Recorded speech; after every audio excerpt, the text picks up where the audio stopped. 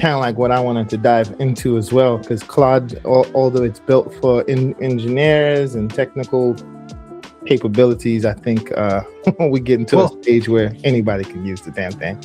Well, did you watch that interview with the CEO that I sent you? I did watch it, man. And I'm starting to gain some more respect for the Anthropic CEO, right? Like he's really trying to approach this from an ethical standpoint and not just a. Welcome to Fire Talks by Tech Wing Bites. I'm Clint. I've built software, led teams, and now a founder, helping builders who are ready to make the leap, but can't quite see the path yet. Every episode is one conversation closer to clarity on ownership, execution, and momentum. I can't see y'all if y'all camera is on. Oh yeah, I can't do the camera today. All right, so it's just a Clint show today. That's cool. All right, so we can begin. I sent out a topic about Claude. That's what I wanted to talk about. And then this week I was really getting into playing around with some app ideas. It's my mouse over here. And I wouldn't mind talking about that as well, like what I learned and what I'm thinking, but also what do you guys want to talk about? Oh man, it's up to you. Well, I sent you something. I guess I tagged you or sent it to you in Instagram, but I did see someone talking about Claude and I guess the new feature of how it integrates with all these. It's supposed to integrate with inside the app or with inside the system to the commonly used applications, and so I sent that to you earlier. That was something that I thought was really intriguing, and even want to learn about it because it's just like, shoot, if it can actually integrate with so many different apps, I may be like David and use Claude as my primary instead of ChatGPT. Well, yeah, so that's kind of like what I wanted to dive into as well, because Claude, although it's built for engineers and technical capabilities, I think we get into a stage where anybody can use the damn thing. Well, did you watch that interview with the CEO that I sent you? I did watch it, man. And I'm starting to gain some more respect for the Anthropic CEO, right? Like he's really trying to approach this from an ethical standpoint and not just a race. It's like, hey, let me build something that can help people to continue to build versus just to win the AI race, whatever that is. Yeah, right. And he acknowledges that. It's like, whatever this is. So one of the key things for me in that talk goes back to something that I'm going to say your name wrong. I'm sorry. Hassan? Is that, did I get it right? Okay, good. Said they're building it for enterprise or business users, whereas the other companies, namely ChatGPT or OpenAI, because everybody basically is built just on top of their platform, is building it for end users, right? So their stuff is all centered around like how do you do productivity around things that you're doing for that 8 to 10 hours a day that you're working. Yeah, I mean, and I think that's a great thing. Like I mentioned last chat that we had. I don't think it's a bet. Like if I'm ChatGPT, I stay in the lane of looking at the end users and allow, rather than trying to jump in every lane, right? We've seen throughout history that people who don't really niche and brand themselves as a particular thing, and they just all over the place, they kind of phase out because they didn't pick a lane. And so I don't think that's a bad thing for, ChatGPT to be more end user friendly, whereas Claude is really looking at the and focusing on the everyday, or not the professional and enterprise products. From a perspective of getting stuff done that's efficient and what that class of people wants, yes. from the perspective of having a business that actually works and functions, it's a very bad thing because there's only one of those that will actually pay you. Right. I mean, but non-technical people using Claude Code is using it mostly for productivity. Oh yeah, for sure. Right. Automations and whatnot. Right. And the fact that someone who has never seen any type of code before can just start vibe coding instantly and boom, they got an app. Like, well, not. So only it's in the single digit percentages of people that use Claude Code of the total Anthropic users. That was all I was going to say. Go ahead. Well, no, because my thing is, and Clint, we've talked about this before.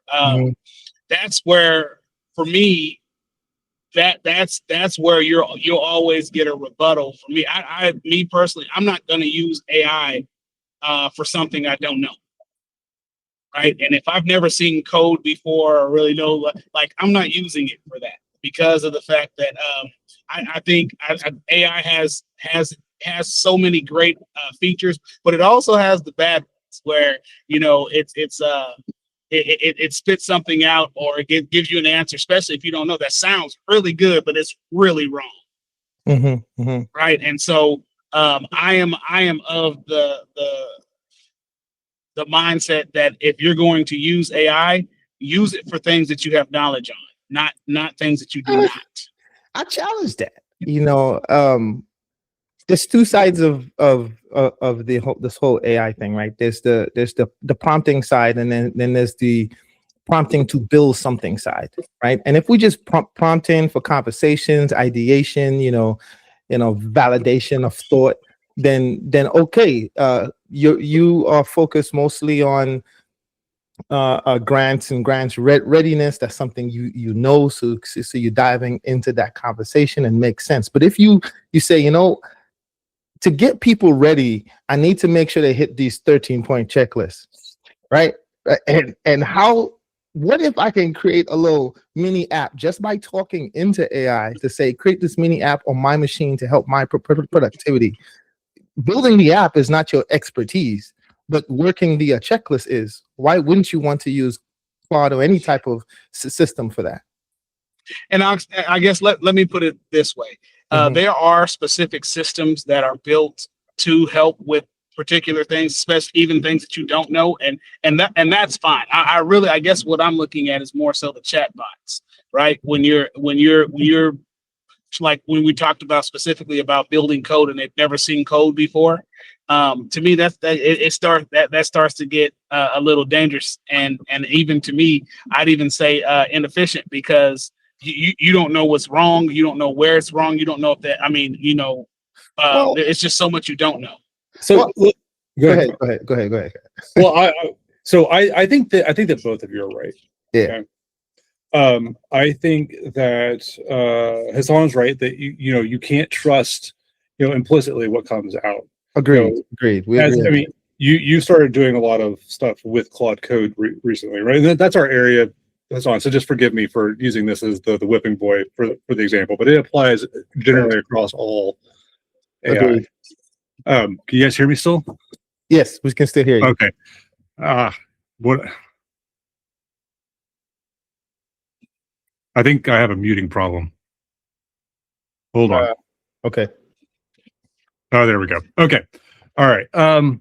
So the where's my thought? All right. So yes. So generally you can't trust what's coming out of it. So as you're building your software, Clint, you get a bunch of stuff back. You're prompting and saying, hey, how are you going to build this thing? And it comes back with a plan about how it's going to build it. And you look at it and it's like, yeah, maybe don't do that. Right. Okay. Yeah. And I think that's what Hassan's getting at. But another way that I use it, I know software development inside and out. Right. I know business development inside and out. I can use it to do those things and to make me more productive to do those things on my own. Right. But there's other areas where I'm not the domain expert. One of the areas I've used it a lot for is legal research. Okay. Right. But what I do, I go and do the research, and then I go and hand it to an attorney and be like, hey, what do you think about this? And then they go through and they do that. Well, yeah, maybe not this section right here. Maybe not this one, right? And they do that for me. But I got them 90% of the way there. Okay. So just because I'm not the expert doesn't mean I can't go and use it. But I'm just not going to implicitly trust anything if I'm not the expert either. I'm going to go and find the expert, and I'm going to get them to review it for me. No, and I think that's 100% correct, right? Like, because that's what I would do. Like, I mean, now I've, unlike most, like, I guess I'm not considered non-tech because I've actually seen code and coded before, you know, but not enough to be even dangerous with it. But I guess my biggest thing is where you did is you actually took something you didn't know and then went and verified it, right? I'm really more talking about how, because most people are lazy, bro. They're not going to do what you just did. You know, Right. it sounds good. Hey, let's go. Sounds good. Let's go. Yeah.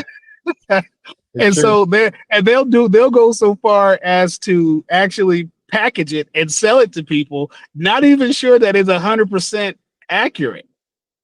Oh, well, yeah, but that's also just part of doing business. Like, nothing's ever going to be 100%, right? Like, right. We actually build out entire matrices of what is shippable in the software world.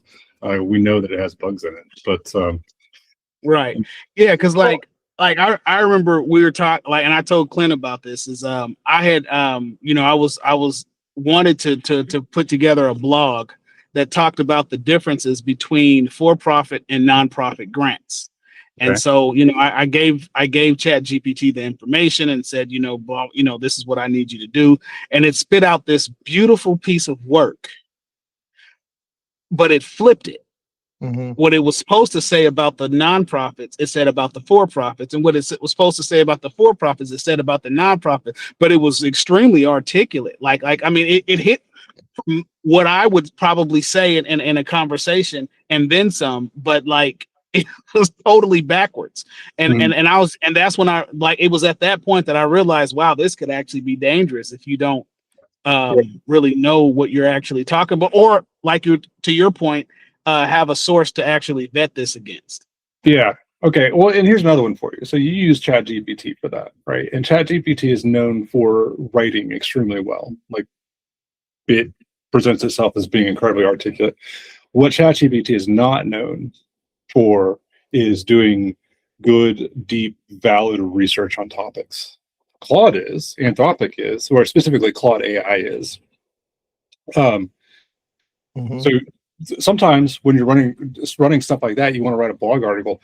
Maybe the place to go to do the research and make sure you got all the facts lined up and everything else done, and get the baseline, get that outline of that blog entry done.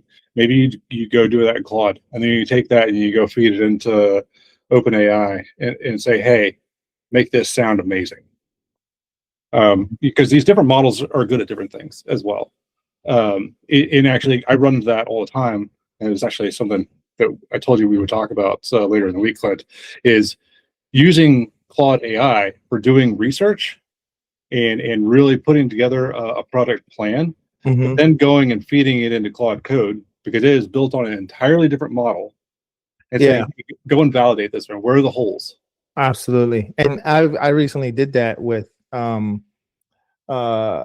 used Gemini to do the deep search. I used ChatGPT for the project plan, and then I submitted that into Claude AI just for validation before I put the plan, the technical plan, in Claude Code. So definitely using the different models for the different things, I think, is key. I think that you have there's an assumption that if I'm using the AI to write code, that I will see code. In my recent experience, right? Like, so there's two ways. There's the copy and paste, because like you, David, I know code, right? So I want to see the code. I want to see if it's right. I want to see if it's building some really good stuff. So, you know, I went down the copy paste option, right? Where I'm like, okay, do this, and it gives it back to me, and it writes the code, and I watch the code, I copy it, I paste it, I run it. I'm like, all right, that's good. Boom. And then I did another version where I actually did not see the code. Yes, Claude Code was showing the diffs and between its changes or whatnot, but all I saw was my input, which is the vibe coding part, and my output. Right. So if I'm looking at a non-technical person saying, hey, I'm building a tool, agent, whatever they want to call it, to help me do my work, yeah, it's creating code, whatever type of code. I just heard of a story where some guy wrote a whole thing by just vibe coding, to talking to the AI. It was built on Rust, a language that he doesn't even know, but it works, right? So it's almost saying that, hey, anybody can actually create an app without even seeing the code itself, just the output. And if you know anything from a end user perspective, like how it should work, how it should work when it comes to error handling and maybe some cybersecurity, like basic end user stuff, you can build an app, right? And if you're unsure and you say, hey, I want to build a very secure app, because most people today, I think this is something I read, most small businesses or anyone, they're failing to adopt AI because they don't understand the cybersecurity behind it. Like, this is my intellectual property. Is it safe? And they're not getting a direct answer. So then most small businesses are like, well, I don't want to mess with it. If you don't understand it, I don't want to do it either. Right. So there's options for that. But at the same time, I don't think it's necessary just because it has code at the end of it that you will actually see code, but you can still produce something.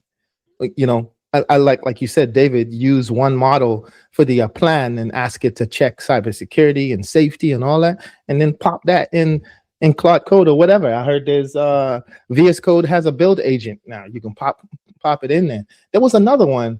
What is Gemini one called? Are you familiar with that, David? No. Yeah, there's a Claude Code version in Gemini. I forgot. I heard it the other day, but I can't remember the details. But that's the point. Anybody can do it now. They can, but that goes back to Hassan's point about slop.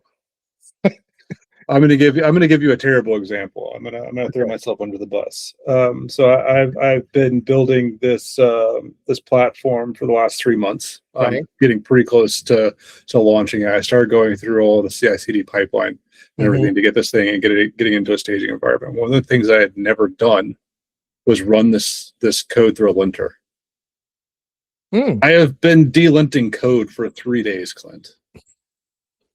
Hassan, just for context, linter is pretty much something that checks the code to make sure it's following the right syntax and security and stuff or whatnot. And making sure that you don't have unused variables or dangling variables and all sorts of other fun things. Like there was over 3,000 unused variables that I just missed. All right, that's painful. Yeah. But that's a massive. I mean, and if you're not a technical person, you're not going to know to look for that or what the security risk of that is and all that stuff. And great point. Claude Code, I mean, 95% of this code is written by Claude Code. Right. Well, and Clint, I really appreciate you trying to help me to understand what y'all are still waiting. But continue. You were breaking up really, really bad. I really didn't catch what you said. I think you said thank you for defining linting. I assume. Yes. Thank you for defining it. But yeah, y'all are still way over my head. Well, I mean, the point is, it missed something massive that most people wouldn't know. Right. And so, yes, you can produce the application, but you still need that expert out there, or else you're going to throw out a pile of garbage that sounds great that's completely backwards, like your blog article. Yeah, I agree. My experience recently was, I asked it to build the app. It built the app. I was really excited, but when it came down to certain things that I just would expect in an app, Claude didn't do it. I had to tell it to do it. Like, make sure you put validation. I don't want to use alerts. Who use alerts anymore? Just do me an inline error. What are we doing? That's just like standard stuff. But not to say that Claude Code is bad. It's just saying that you have to give it the right instructions for the experience that you're aiming for, right? And having some sort of background and experience in that area definitely helps what you're building going forward. I have to break stuff down into scopes still, because it just gets to be too much. Right? I have to run it like a old school software project. I'm effectively the product owner and the project manager rolled into one. Yeah, Yeah, and I think that works. And if you go down to the technical layer, I'll also say it's important to do separation of our concerns, right? Like I'm trying to create an app for everything. Okay, I want a Python script for this and a Python script for that, and then we can connect it so I can plug and play accordingly. That seemed a little bit more manageable for me than saying, hey, just build it, because it just throws everything in one big file. It breaks up some stuff, but I think you have to tell it to organize. Otherwise, it's just going to give you, I guess you guys right, slop. You're building an orchestrator. Yes. Yeah. Yes, exactly. Hassan, I'll pause for a second. I know we're kind of getting in the technical coding side, but what questions do you have for clarity? I don't think I can actually ask what you guys can tell me to clear what y'all just finished talking about up to me, but keep going. Well, I think that segueing this into that topic about the Claude workspaces is perfect, because it takes these processes that we've been talking about, and you can automate them. Can you elaborate? Yeah. So like you want to go through and you want to do, okay, I need to go through and do research on this particular thing that I want to put out, right? This widget that I want to build. The first thing I need to do is I need to go do a viability study on it. Then I need to go and figure out like what are the best materials to build this thing out of. Right. Then I need to go through and I need to build a proof of concept or a white paper on it, right? And you can take that in the workspaces, and you can say and turn it into a process and have it run through it. And you can do it for really simple things too, right? Like, okay, I need to write. I need to check my emails. I need to summarize stuff to go to my boss that is coming into me. All that stuff. You can connect it into your email and have it, looking for certain things and building that summary for you and presenting it to you by 11 a.m. when you need to send it to your boss at 11:30, for instance, right? Those types of things. And so that's where the Claude workspaces are, just for the individual person and for software developers, for everybody. I mean, frankly, I think that they won, and the things that they had to build over the last 6 to 12 months to make that feasible. It's very obvious that this was their end goal, but they've been putting those pieces in place and handing them to us. Like the skills that came out about 3 or 4 months ago, that was one of the linchpins of making this actually function. Wow, it's pretty powerful, man. The amount of things that you can do. One of the things that I wanted to call out, since I was getting back into building, is the difference between what people is calling agents and pure automation, right? I think a lot of solutions seems to be 70-80% of just automations. And the AI piece is supposed to handle the nuances, but a lot of people who saying, hey, they create an AI agent, it's pretty much an AI. It's pretty much an automation that existed or could have existed 10 years ago. Oh yeah. But they're calling it AI, and I was like, what? I was explaining to someone today the difference between a daemon that runs in the background. So in software, Hassan, usually in the background of your computer, while your computer's on, you can see the application that's running, and those applications you're seeing is pretty much a GUI, right? But then there's applications running that you don't see in the background. Those are typically called agents, or a daemon if you want to get technical. But now with today's new terminology, AI agent is taking on a whole different definition. But when it gets close to, hey, this AI agent can run in the background, then it kind of messes with that definition. And I guess maybe for someone like me who kind of seen little bits and pieces, I'm like, why y'all mixing words here? Why are you trying to make things sound a bit better than it is? Is it just me? Are you guys seeing this? No, yeah, absolutely. So like, where do you draw the line between what is actually AI versus what is a algorithmic automated solution. Yeah, well, I mean, one of the ones that people like to use ChatGPT for a lot in a business setting is writing emails for them, and so they give it a voice that they want all their emails written in, and the recipients of those find them incredibly annoying. Right. Whereas the person who built it thinks that they're super clever. I think that you run into a lot of that as well. People overusing it just all over the place, and misusing it or mislabeling it. Right. What it is. And that's just the growth of a new thing. I think we kind of live in a time where everybody believes everything is part of the algorithm or AI, right? And so like I think I explained to Clint one time that when I send out information, sometimes I will purposely put a typo or a mistake in there just to humanize the actual what's actually going out, because a lot of times it's it kind of lets them know that this is actually a person who sent this out, not AI. Now, could I take AI and do that? Yes, but for the most part, I mean, people believe most of the stuff that comes out now is coming from the algorithm, some type of algorithm or AI.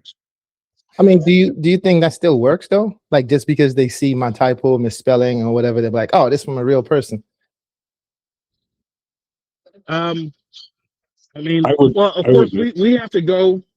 We typically, like, it works for me. Let me say that, right? And that's really my only way to kind of vet if that is actually it, because sometimes when it's too perfect, I know that it's AI, and even just somehow, because I use it so much, but I actually use AI a lot on making sure that my grammar is on point.